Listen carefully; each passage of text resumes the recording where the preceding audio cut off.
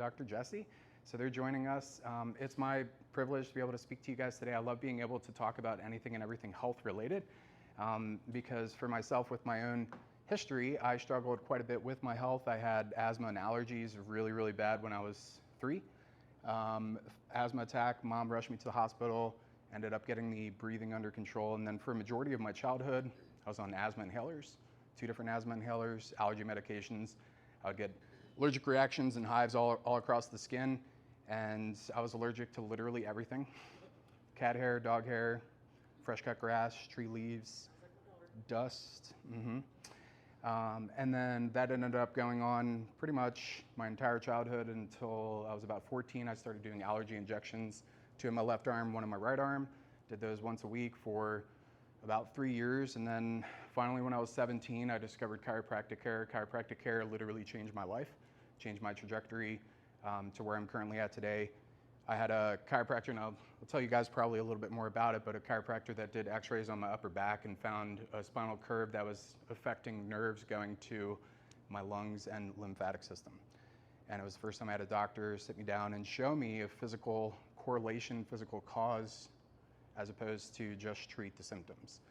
So I followed the recommendations to reduce the curve, take pressure off the nerve, and sure enough, 3 months later, I was off my asthma inhalers.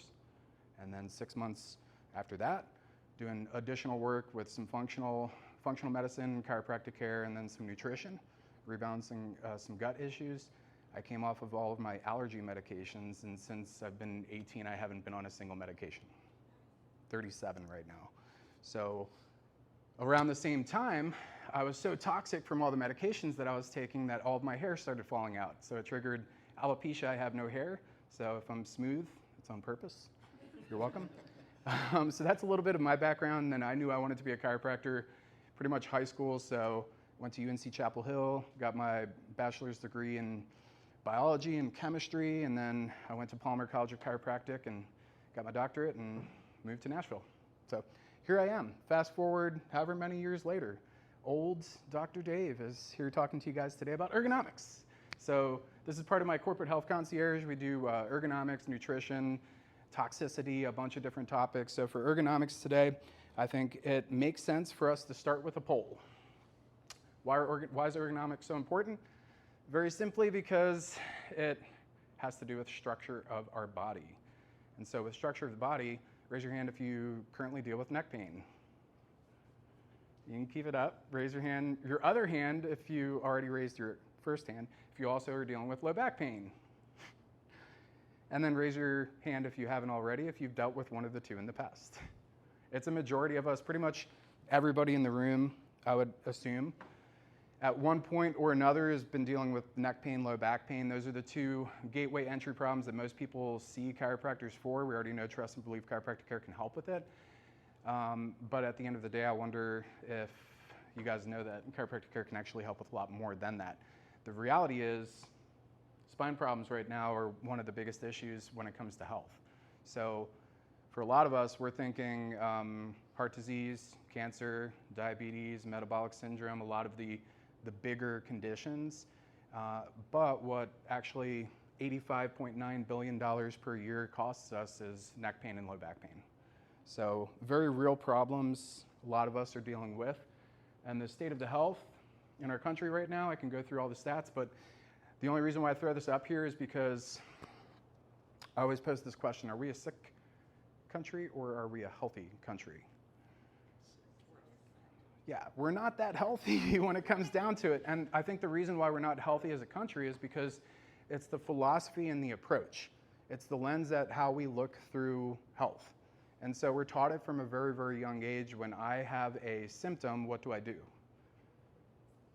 Well, first of all, I don't even think I'm unhealthy or I have an issue until I have a symptom. That's the first problem. And then after I've got symptoms that are showing up, symptoms are totally cool because it means my body is reacting and doing what it's supposed to. But a lot of us have been taught to just take the symptoms and then cover them up. So as a DC, that's my credentialing at the end of my name, Dr. David Hausman, DC. Doctor of Chiropractic, but I always tell patients DC, it's like an internal chiropractic joke, really stands for Doctor of cause. Because really what we care about at the end of the day is getting down to the underlying cause of the issues that you're dealing with. Because I know that if I just treat the symptom, then the symptom is either going to get masked and then a new symptom is going to appear in its place, or the symptom's just going to get worse once the medication or what I'm doing to treat the symptom starts to wear away. So the only real way to take care of a problem is to address the root of the problem or the cause. So as doctors of chiropractic, that's our big focus. So ergonomics comes down to one of the 3 primary causes of disease in the body. So chiropractic philosophy, I'm just going to take you guys back to old school chiropractic philosophy, all right? When I'm dealing with a symptom and my body isn't functioning the way that it's supposed to, it's typically going to be because of 1, 2, or all 3 of the T's. Cool. First T is thoughts, which is just mental stress. So a lot of times what we do is we should all over ourselves, like I should have done that, I should have did this, right? You guys have heard that before. Or we stress out about deadlines and we don't prioritize things. There's a whole other talk I've got about time management and prioritizing and all that kind of stuff for strategies on what we can do to minimize the mental burden. But mental burden for us, 87% of the time, the things that we worry about never end up happening. However, the things that we worry about end up causing physiological change in the body and a whole chemical cascade that occurs with cortisol release and norepinephrine and adrenaline and stress hormones, et cetera. Second one is going to be toxins. So toxicity is a huge issue.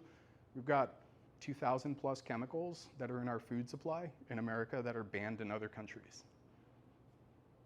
That's just one simple thing, but we can go on and on and on about that, but that's why nutrition is really, really important. And also detoxing, making sure that our body has the proper detox pathways that are properly functioning. And a lot of times people think about toxins as being like the chemicals, right?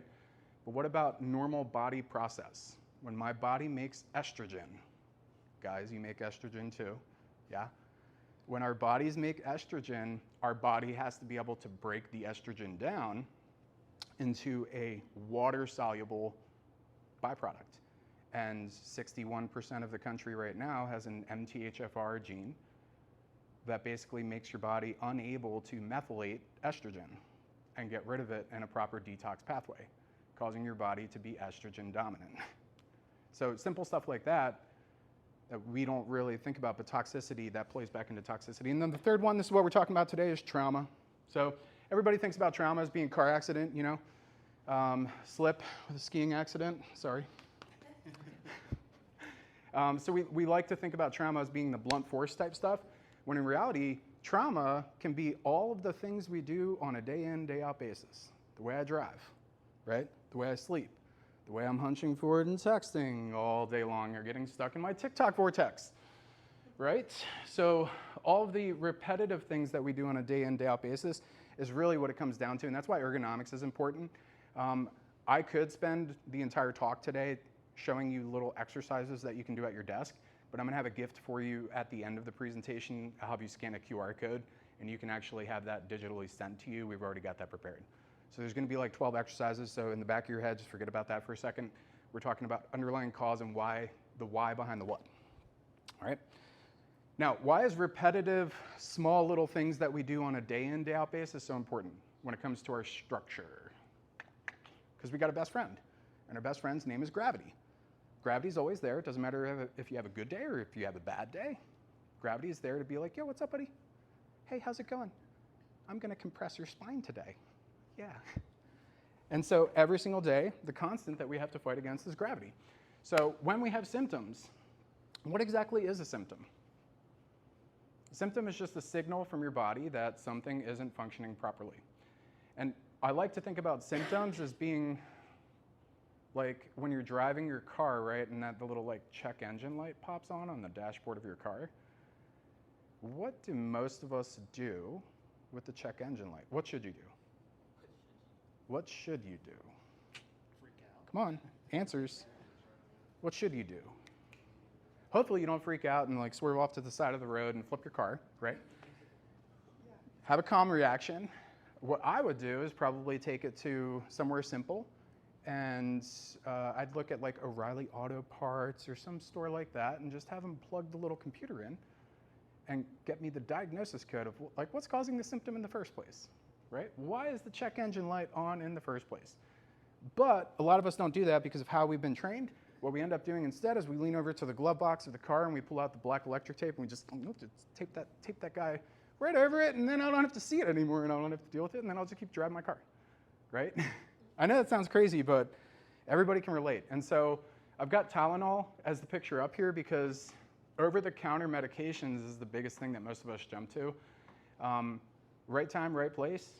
Tylenol, aspirin, ibuprofen, NSAIDs, non-steroidal anti-inflammatories.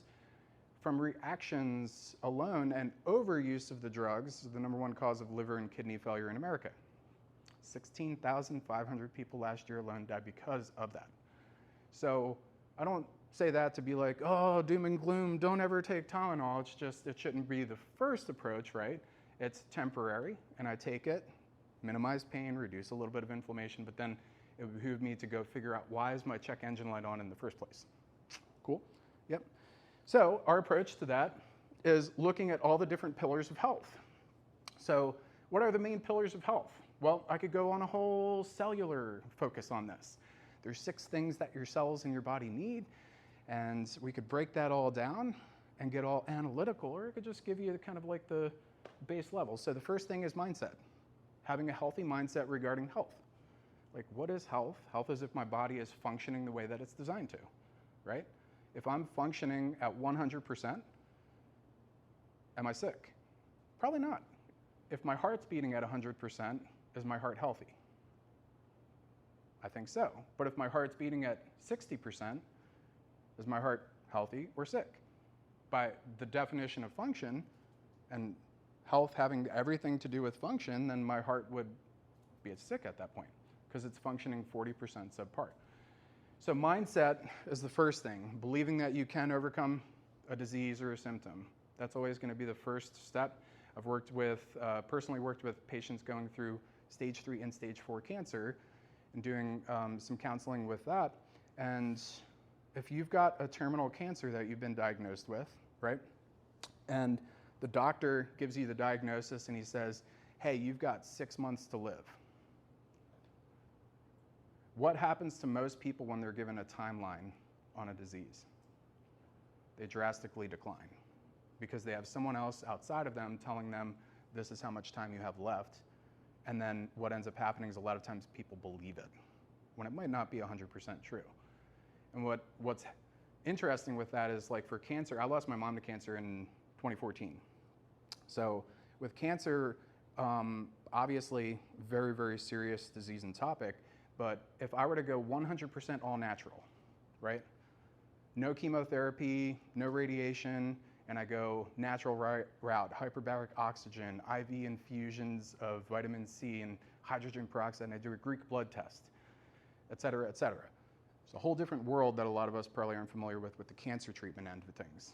You have somebody that does that, no conventional. Then you have somebody that goes 100% conventional, chemotherapy, working with the oncologist, radiation, proton therapy, whatever it is. And then you've got the third person with the cancer diagnosis that goes, I'm going to go middle of the road and I'm going to do half and half. Who lives the longest? The answer is there's examples of people of all three that have lived 20, 30, 40 years past it. And the one common thread was mindset. They had the belief that they could overcome it, their body was going to heal, and they were going to get past it. So it carried them through. Nerve supply is the second thing. That's what we focus most on. When it comes to health, we want to make sure that our body has the most important element, the most important component flowing through it so that we can operate at our God-given potential. If I cut my food supply and I try and survive without food, I can probably survive for 40 days without food. I can live 7 days without water. I could probably live, for me, probably 2 minutes without oxygen, but some people can hold their breath 5 minutes, and then the human brain can survive up to 5 minutes without oxygen. So all important elements, but how long can our body survive without nerve supply? Without the brain? 0 seconds. So it's the most important in terms of hierarchy, and so that's why we place such a high priority on it. So for doctors of cause, chiropractic, we care about, adjusting, snapping people's necks, snap, crackle, pop. You guys see it all over TikTok now. right? We work with bones, realign bones in the spine, but it's really not about the bones. What we care about is what those bones surround and protect, the nervous system. So we're going to look at that here in just a sec. Third thing we look at is nutrition. We also work with maximized lean muscle and oxygen, so increasing lean muscle mass, increasing oxygen supply throughout the body with adequate blood supply, and then decreasing our toxic exposure. So all pretty important pillars for our health. So let me see if this plays. There you go. So the most important system in our bodies are brain, spinal cord, and then the nerves. So we've got 80 to 120 years of life in our brain. That life flows from your brain down your spinal cord, out the nerves, goes to every single nerve, cell, tissue, and organ in the body. So cells on a cellular level can't survive without nerve supply, and the heart beating in your chest, your lungs breathing in air right now, your kidneys processing and filtering blood, all of the organs in our body, they need nerve supply to function properly. So this is kind of an extreme example, but what if I take the nerves that are going from my brain, I don't know this laser pointer, let's see if it works. No. I think it's out. There it is. All right, so if I take the nerves that are coming from my brain, flowing down the spinal cord, out right there, telling my heart how to beat in my chest, and I cut it in half right there where that purple line is, I sever the connection. What happens to my heart? Yeah, bad news bears, I'm gone. My heart stops beating. It's not working anymore, right? We all get that. What if I take that nerve and instead of cutting it, right, if I take that same nerve and I come along and I pinch it, just put a little bit of pressure on it. Let's say the weight of a dime. Dime doesn't weigh a lot, right? Research shows the weight of a dime is enough to cut off nerve supply up to 31% reduced nerve supply. 10 millimeters of pressure, 10 millimeters of mercury. So the answer is, if I pinch that nerve going to my heart, is it going to function better or worse? Well, it's going to function worse because it's going to function subpar. So my heart will have to work a little bit harder.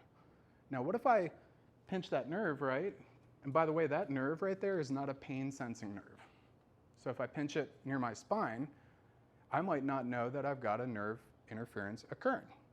And I leave it there for a week, a month, a year, 5 years, 10 years, 15 years.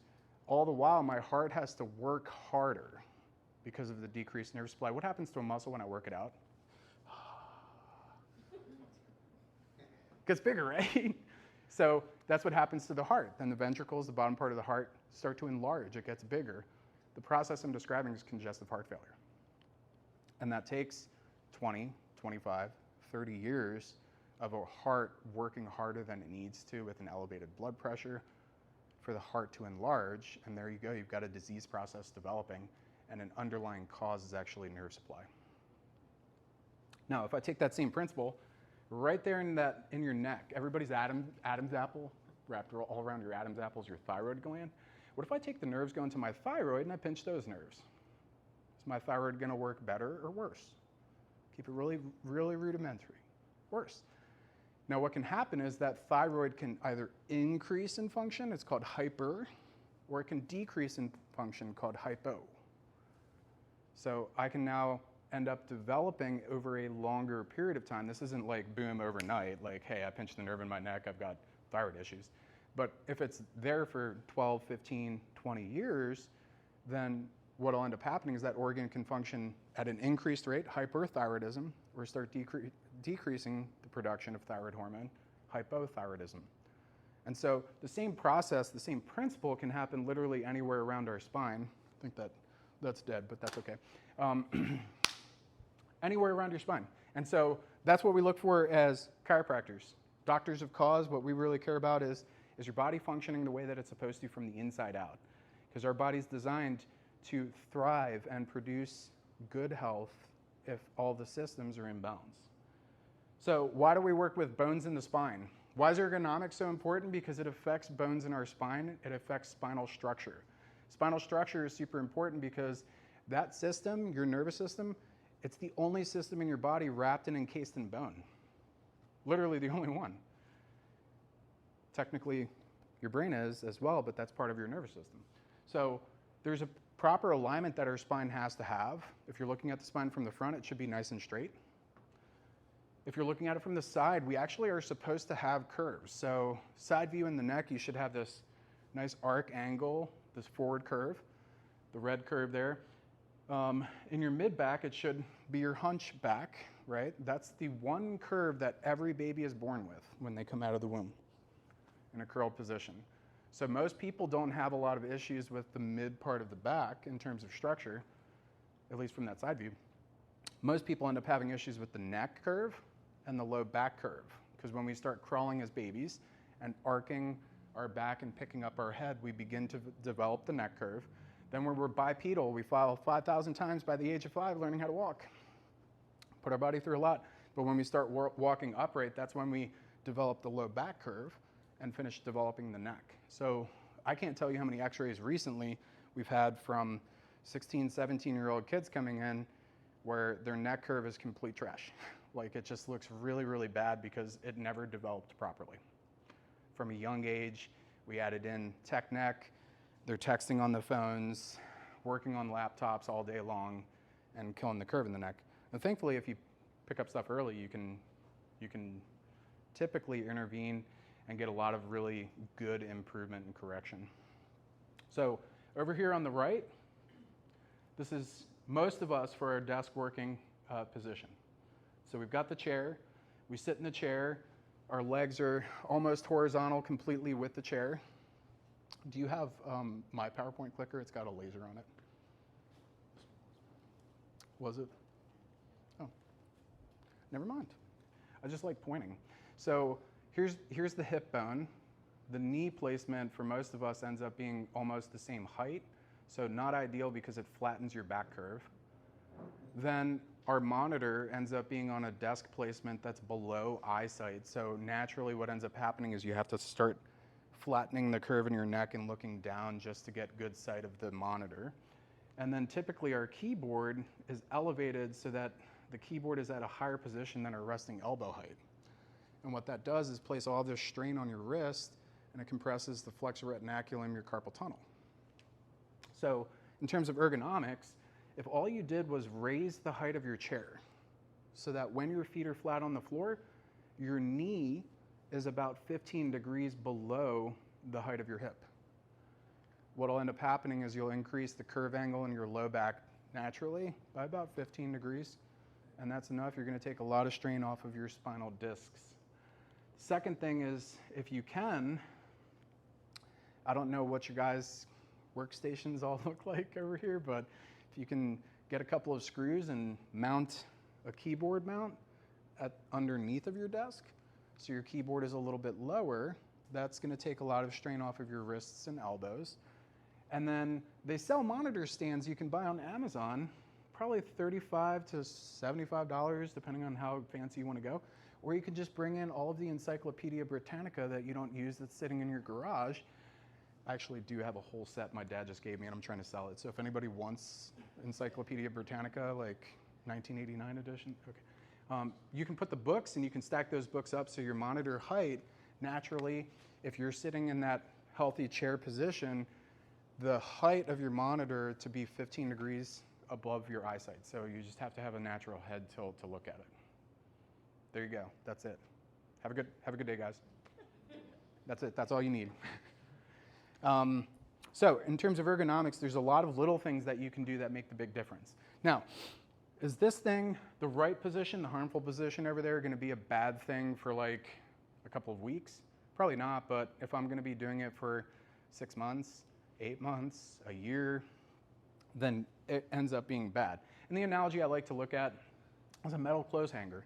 I've got this really nice leather jacket that I got from Lucky back in the day, and I just can't get rid of it. It still fits me, but it's kind of snug, and it's heavy, really, really heavy leather jacket. Now, I typically have a really heavy-duty hanger that I put it on in my closet, but I ended up putting it on this cheap, tiny little metal clothes hanger in my closet, and I put it in there and I forgot about it. And I came back 8 months later, and what the heck happened to my clothes hanger?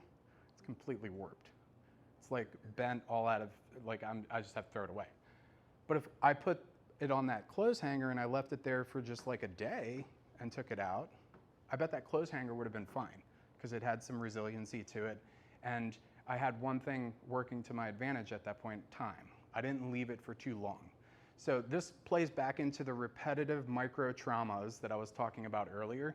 You didn't get in a car accident, you didn't slip and fall, but over time, you sit the same way, you sleep the same way, you eat the same way, you drive the same way. All of the repetitive things that we do on a day in, day out basis, gravity, our best friend's always there, and he's wearing down and compressing. So slowly over time, I start losing the curve angle in my low back, flattening the curve angle in my neck.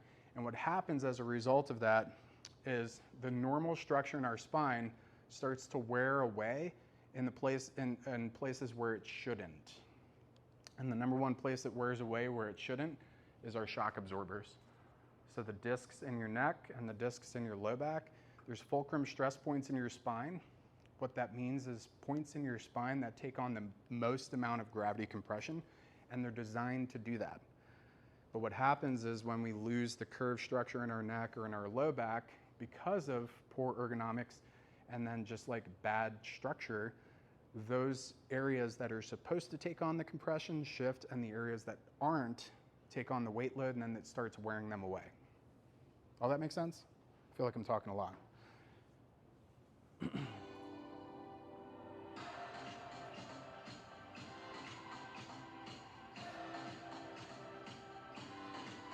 Just like that. So you get nice, fun little music with that. But the first part of this, I wonder if I can pause it. Nope. Okay. The first part of it, when you start shifting your head forward from a neutral side position in your neck, we'll stop in a second. From a neutral side position in your neck, when we take x-rays and we're looking at a spinal curve, we measure head placement relative to the lower half of the neck. It's called forward head positioning or anterior head carriage. And for every centimeter that your head shifts forward in time, it makes your head feel 4 pounds heavier on the lower part of your neck. And so it's very, very common. We'll have anywhere from 12 to as many as 40 pounds of increased apparent head weight. And it's apparent head weight because you don't technically feel it because of how your body adapts. So as the weight of my head shifts forward biomechanically, it does add all of that weight compression to the lower disc. I just don't notice it because I adapt by tightening all the muscles in my upper back, levator scapula on my shoulder, all the support muscles at the base of my skull, and my body adapts. So best way to check that is with x-rays. Who's your best friend? Dr. Dave. Yeah, gravity. So over time, this is what it looks like. This is an x-ray looking at it at the neck from the other side. A slow progression over time of the head shifting forward, and then biomechanics in the spine starting to change. What ends up happening is the shaping of the bones starts getting pointy on the bottom. The spacing between starts lessening, so the disc that's there, that shock absorber, starts to wear away. And then if we don't fix the problem ourselves, what always happens to a problem? If I leave it, it just gets worse, right? And we all know that. We've all seen it probably with time, money, all kinds of different things in life. The same holds true for biomechanics of the spine. So eventually what my body does is it tries to fix it by itself. And the way it fixes it by itself, you've probably heard of arthritis, degenerative disc disease. Yeah, you've heard of all of that. That's what happens. Our body starts to deposit extra bone, change the shape of the bone, and try and fuse the segments together on its own as a protective process. That's osteoarthritis. So if we already know that process happens just by default because of gravity and compression, if you don't have neck pain, it doesn't mean you shouldn't get it checked out. So the smartest thing to do is to get a picture taken, actually see what's the condition of my spine look like and see where am I at in that time lapse. Because often what ends up happening is we can catch things well before they become problems and actually in a more preventative way take care of them. So these are older x-rays, but that's a nice healthy curve in the neck in the top left picture. That's a straightening of the neck from forward head positioning. And then if it's left, phase 1 degeneration, you start seeing wearing away on the discs. phase 2 degeneration, this is about 18 to 20 years. You start seeing the discs wear away more, and then you start seeing osteoarthritic changes, so that's called a bone spur. And then phase 3 degeneration is a natural fusion. We don't see a lot of people at phase 3. A lot of people that are on, the top right picture, phase 1 and phase 2. Thoracic curve in the mid part of the back, like I was saying, we don't have a lot of people that have major issues with this. However, the older we get, bone density changes in our body. So our body stops depositing calcium in the bones. Bones can get a little bit more brittle. We lose bone density. And as that occurs, what happens is compression fractures in the spine. And so you'll have two things that happen. The discs wear away. And as the discs wear away, people seem to get shorter in time, right? The older I get, I remember my grandma Charlotte, she would look like this. So she was losing height on the discs, which actually shortens her, but she also was having an increase in the thoracic or the mid-back curve angle because of compression fractures. So just more information for you. Lumbar curve in the low back, what we're looking for down here is on that first picture I showed you, that red curve angle, it should be like your neck up there where it also curves. So this is from the side. The right x-ray picture here has a nice curve angle, and then the left x-ray picture is from the back. It should be nice and straight. Most of us have sciatic nerve pain, glute nerve pain, and tailbone misalignment, and it's all coming from that bottom level right there, that L5 disc, or the level above it, L4. When we lose the curve in our spine, those are the two areas that start messing up the quickest.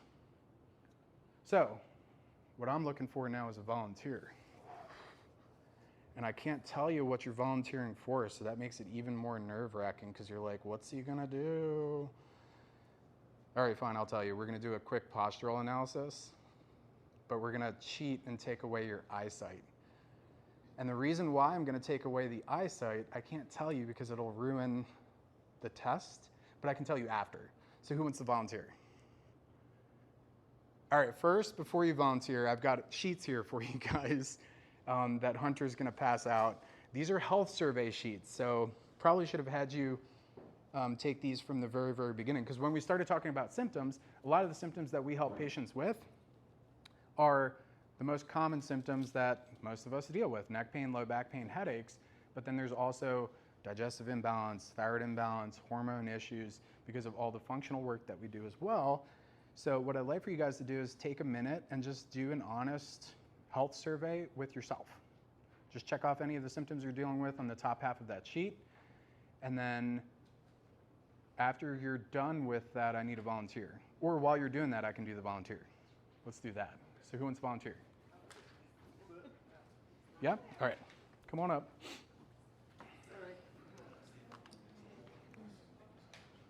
Steve? Dr. Dave? Nice to meet you. All right. I really meant to say free beer earlier instead of free food, but Free beer's good. except for that's depends on one of what those kind of beer. toxin things, right? Well, gin. Gin. Gin's clean alcohol. Okay. Can't stand gin, but all right. That's all I drink. All right, so let's see here. We're gonna do volunteer. Is there everybody watching on Teams? Do they have a camera? Like, what do they see? What's it looking at right now? Straight? It does movement. It does movement? Yeah. So they should be able to see us. Hi, everybody. That's really creepy. Okay. Well then, we can have you stand right here like this. Okay. All right. And basically, what we're going to be doing, I'm going to demo what it looks like, right? So, what we're going to have Steve do is we're going to have Steve basically walk in place, and as he's walking in place, he's going to close his eyes. When he closes his eyes, he's going to come to a halt. Arms are going to hang down to the side. He's just going to be in a resting position. So once you come to a halt, don't move. Then once he's at a halt with his eyes closed, we're going to have him turn his head to the right, turn his head to the left, and then back to the center. Cool? And what I want you guys to do is just like pay attention and look at everything. And pretend that you're a chiropractor, all right? Cool. Stand So- close so I don't fall, man. Oh, okay, you got balance issues? Yeah. Well, fall backwards then. Okay. There's something back there. I'll Yeah, catch you. That'll catch. All right, let's have you go ahead and close your eyes. walk in place, and then come to a rest. Now, while your eyes are still closed, we're going to have you turn your head towards your left shoulder, the right side, and then let's have you turn back to the center. Okay. Did anybody see what I saw? When he turned his head back to the center, instead of his nose coming straight to the center, it came all the way to the left and then tracked back to the center. And the other thing we're seeing is ear placement. So see how his left ear is sitting lower than the right? Then the other thing we're seeing is shoulder placement. So his left shoulder is actually sitting higher than his right shoulder. You seen that? Yeah? And it's more obvious if he does it again, and we'll find the same findings. But then when his eyes are open, what ends up happening is the cerebellum, the balance part of your brain, will modify your postural muscle tone 2 times a second every second to adjust for your position in space to center your head in relationship to your tailbone, in relationship to your heels. So you've got the best biomechanical stress load going all the way throughout your spine, because we don't want to fall over, right? The other thing we're seeing is a foot flare.